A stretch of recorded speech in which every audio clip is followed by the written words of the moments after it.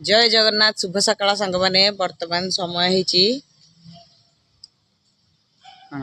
दिसुनी 4:34 आउ देखिए आपण माने देखुथिबे रास्ता पूरा फांका मु कुआडे गोटे बाहरी सेटा आगो आगो देखिबा।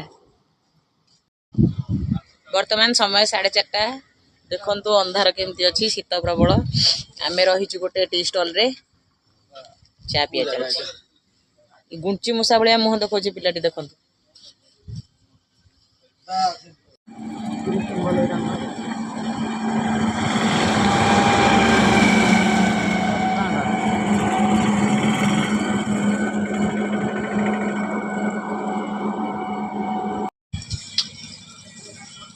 सांग माने देखि परथिबे सकाळ हेनी तथापि ऑलमोस्ट मो डेस्टिनेशन रे पहुंची सालेनी।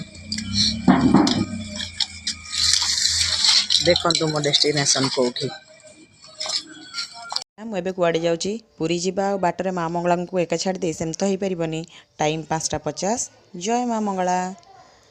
किछि लोक निज कार्य व्यस्त जीवन शैली भितर भावती कि मत पुरी जावाक समय होनी जगन्नाथ को डोरी लगुनि किंतु मु कहे ना सेमती कदापि नुहे। आम जदि जगन्नाथ को देखा चाहिए जगन्नाथ आमको निश्चित डाकिबे कहीं से सब भक्तर ही भगवान।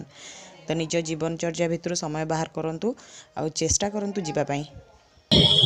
फाइनाली सांग माने मु पहुंची गली मो डेस्टिनेशन रे एबे तो वीडियो करी हबनी मु दर्शन सारी के आसे तापर कथा हबा। जय जगन्नाथ। मु आसिकी पुरी बीच रे भोक बहुत जोरे बरा और तरकारी किना है पेट फुल करी खाबो सब जगन्नाथ को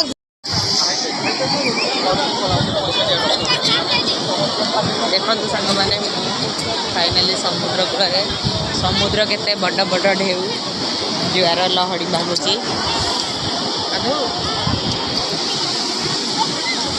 चलतु जीवा समुद्र भीतर को आम माँ लक्ष्मी को दर्शन कले किंतु जेहेतु पुष मास चलती माँ लक्ष्मी बाप घर को आसुँच भाविली टिके बाप घर आड़े जाए भल मंद बुझी दे आसवा पुरी आसवा और समुद्र कूल को आसवानी ताल तो ट्रिपटा इनकम्प्लीट रहीजना आउ तथापि टिके मन दुख रहीगला मुझे अभड़ा खाई पार्ली जेहेतु एत सका फ्रेश अभड़ा बाहरी न थाए मु खाली कणिकाए पाईदे आसी नेक्स्ट टाइम आउ के आसिले अभड़ा भी खाइबी। समुद्र कूल को आसी केमती लगुची ठाकुर केमती दर्शन हेले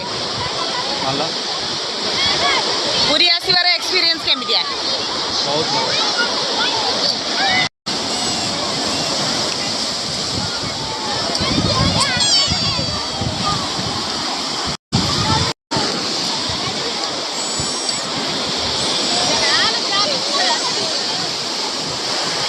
शीत दिनिया पागरे बीच रे पूरा बढ़िया ठंडा ठंडा पवन ठंडा ठंडा पानी बहुत बढ़िया लगे।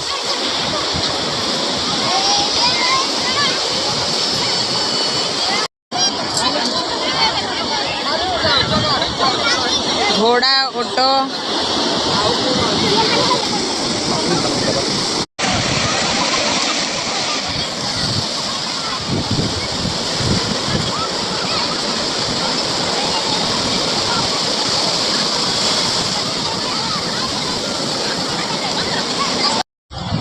फाइनाली मुझे घर को जावाक बाहर आदि आपण मोर ये छोटिया मिनी ब्लॉग टी भल लगी है वीडियो टी लाइक करिया चैनल टी सब्सक्राइब करिया जमा ही भूलें।